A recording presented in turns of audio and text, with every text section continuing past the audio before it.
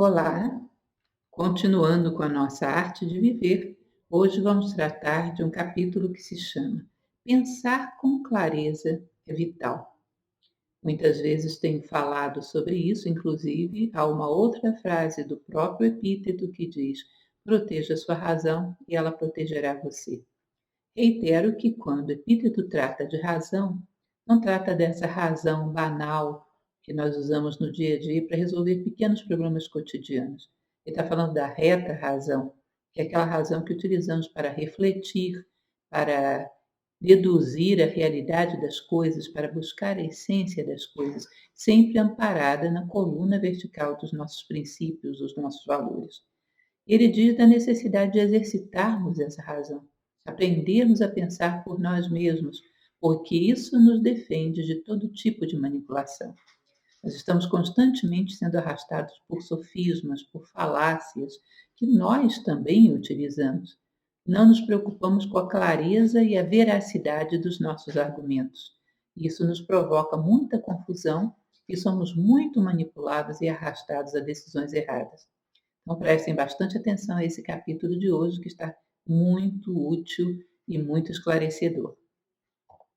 A vida dedicada à sabedoria é uma vida voltada para a razão. É importante aprender a pensar com clareza. A clareza de pensamento não é uma atividade que acontece por acaso. Ela exige um treinamento específico.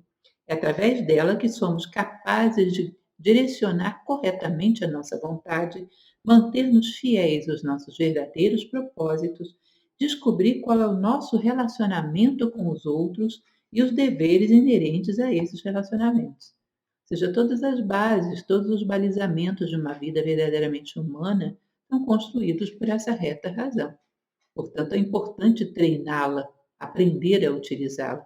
E a razão, quando não sabemos manejá-la, ela pode nos causar mais prejuízo do que alguma vantagem.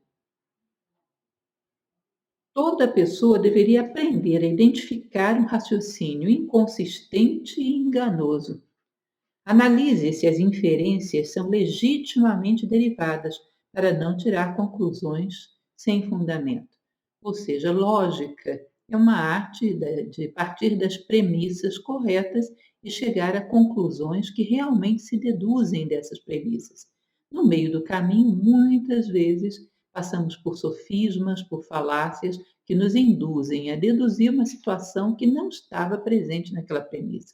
Ou seja, somos manipulados a pensar coisas que não estão corretas e que não são dedutíveis da premissa original. Vejamos, por exemplo. Por exemplo, observe os seguintes exemplos de lógica. É importante lembrar que os estoicos amam a lógica e todos os três da era latina, Sêneca, Epíteto e Marco Aurélio, seguem uma lógica muito rigorosa, cultivam uma lógica muito rigorosa. Então, por exemplo, vamos ver o que ele vai nos mostrar, um exemplo de lógica imperfeita. Sou mais rico do que você, portanto, sou melhor do que você. Deparamos o tempo todo com noções absurdas como essa, completamente falaciosas.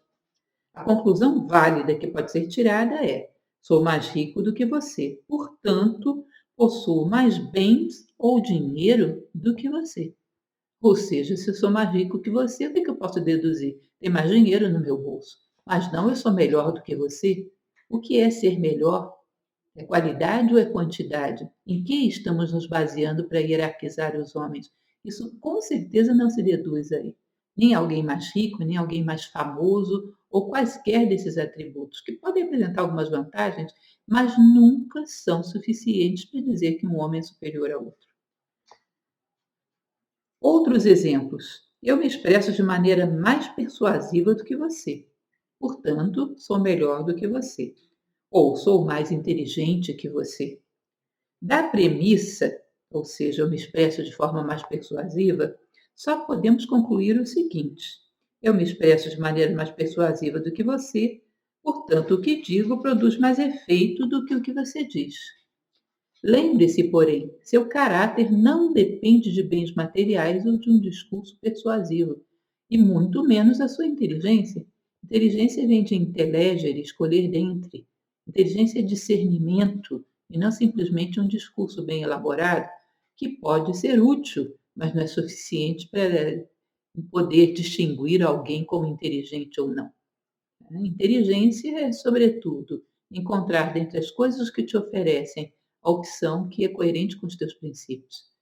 E encontrar dentre as coisas que sugerem que você seja quem realmente é você. Ou seja, o sumo ato de inteligência é a identidade.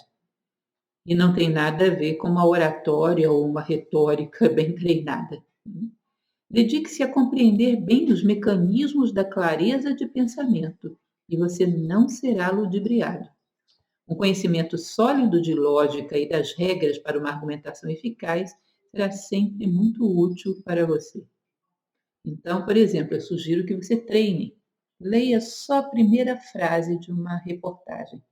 Primeiro ou até a segunda frase que descreva o que aconteceu. Ache onde está a descrição do que aconteceu. E não leia mais. Pegue uma folha de papel e, absolutamente sem nenhuma influência de terceiros, tente deduzir quais são as conclusões lógicas que se pode tirar daquele fato. Quais são as inferências legítimas que se pode tirar daquele fato. E depois compare com as conclusões que foram tiradas. E você vai perceber que no meio do caminho entraram elementos estranhos além da premissa.